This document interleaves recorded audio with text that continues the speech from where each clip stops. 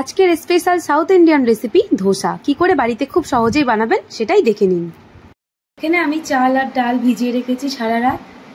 এবার এটা বেটে নেব। মিহি পেস্ট করে বেটে নিয়েছি।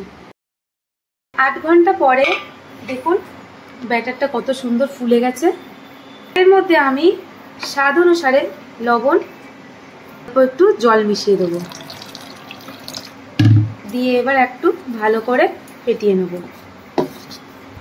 ব্যাটারের ঘনত্বটা ঠিক এরকম হবে। এখানে একটা ননস্টিক তাওয়া নিয়ে নিয়েছি, তাওয়াটা গরম হয়ে গেছে। এবার আমি ব্যাটারটা দিয়ে স্প্রেড করে নেব।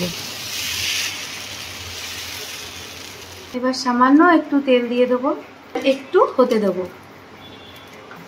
ধোসাটা হয়ে গেছে দেখুন।